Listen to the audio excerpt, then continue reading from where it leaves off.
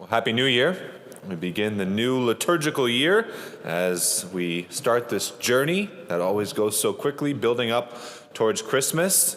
And it's kind of a cool thing to be able to start a new liturgical year. I got to get different prayer books and switch it all out. And it's like, all right, yeah, here we go. Building up towards Christmas. It's very exciting. And, we're starting year C.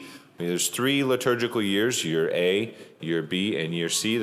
And throughout the different liturgical years, oftentimes there'll be themes through the readings. And if you're paying attention, which I know you all do so well, the readings tend to build off of each other, right? Like a little flashback to last summer, we went through John 6. We spent 5 or 6 weeks going over the Eucharistic discourse that the Gospel of John provides us. In a particular way, each of the 3 years, the readings within the 4 weeks of Advent, building up to Christmas, build off of one another. So it very much presents itself to a homily series, sort of a goal in mind. Oftentimes, us 3 priests, we come up with our homilies however we do. We're reading our personal prayer every once in a while on a Saturday afternoon. If Monsignor has Mass, I'll sit in the sacristy and see if there's anything worth stealing. There's usually not. I go, I can do that better. Thanks, Monsignor. I got this. But for the next 4 weeks, we're going to be kind of working together, trying to be able to build towards what the readings provide for each and every one of us. So there's going to be some questions that you can sort of think about and ponder over your ample free time during the week. So there's going to be some questions. I think it's page 8 in the bulletin. Later you can check. There's some questions, and just to help reflect on what was said in the readings and just different things to think about. And each week we'll be building towards Christmas. And this week we start with what the Lord gives. What the Lord gives to us. And more specifically, how does the Lord tell us who he is? By what he gives. And if we look at the first reading from the prophet Jeremiah, the days are coming, says the Lord, when I will fulfill the promise I made to the house of Israel and Judah. When I will fulfill the promise, the Lord has promised something, and then he gives us something to fulfill that promise. And what is that?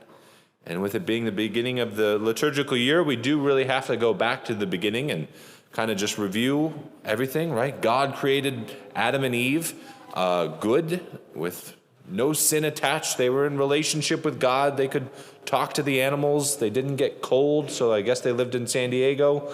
But, then original sin came, and they fell. And whenever I talk about this, in the last few years, I've been discussing religion with the 6th graders, and this sort of part of the kerygma comes up. And it also, every year, seems to happen around the same time that they go over in, their middle school big math situations, and they start to talk about like this idea of infinity versus finite numbers like 2 or 7 or 27 was my favorite number. Scott Rowland for the Cardinals, third baseman, right? It's a good number.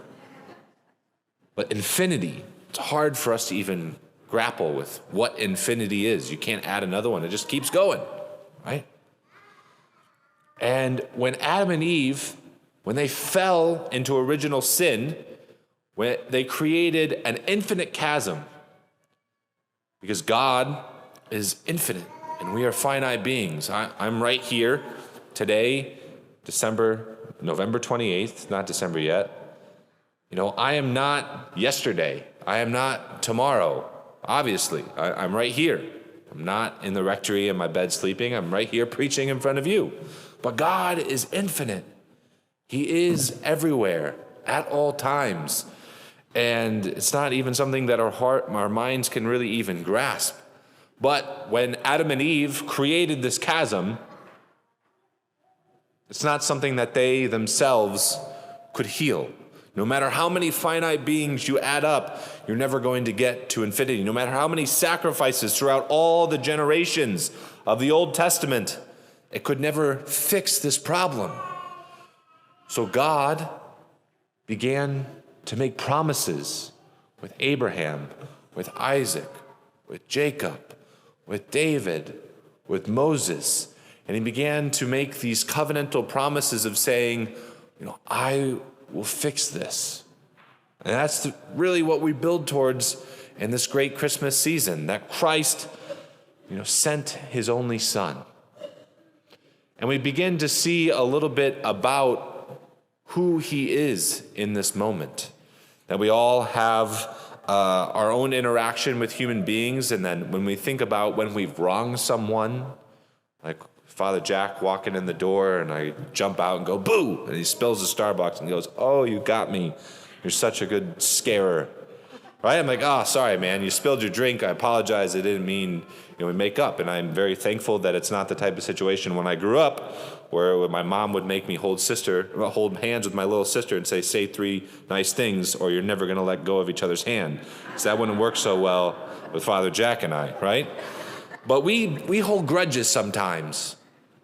We don't let things go. We have a hard time applying our relationships with one another with God. You'd think like God would be mad at us. He'd be like, oh my gosh, one more time, but if you reject my love, I'm done. It's not how he is. God is quick to forgive. He's patient with us. He's persevering. He's always reaching out and saying, I want to give you who I am. I want to allow my love to be in your life, to be in relationship with you. It's something we take for granted. It's almost too easy. And oftentimes I think we have a difficult time now so far away from when Christ came into the world. Or even for like when the Jews, they're waiting for the Messiah. In that constant anticipation of, one day, the Messiah will come. One day we'll be able to live back in relationship with him. And now we're in that time. Through the gift of baptism, we're able to live in that relationship with Christ. But we're used to life. We've kind of settled into things and we're like, all right, this is life. It's good. It's not great. It's good. But there's more.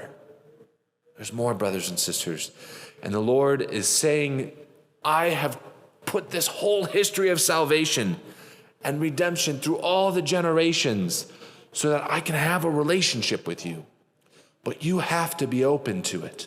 The Lord can set up all these things, make all these covenants, all these promises, but he cannot force you to receive his love. So as we begin this new liturgical year, as we begin this journey towards Christmas, brothers and sisters, I ask you to make a little New Year's resolution. To ask yourself, Lord, am I open to you working in my life on a daily basis through living out my role as a son or daughter of God through the gift of baptism and the gift of receiving the sacraments, the life of God himself coming into our life? Am I open to all that he wants to give me? Or this Advent, is he calling me to go a little bit deeper, to realize who he is through what he gives and to understand him a little bit more? So brothers and sisters, as we begin the season of Advent, let's ask the Lord to open our hearts so that we can receive him in a new and deeper and more true way.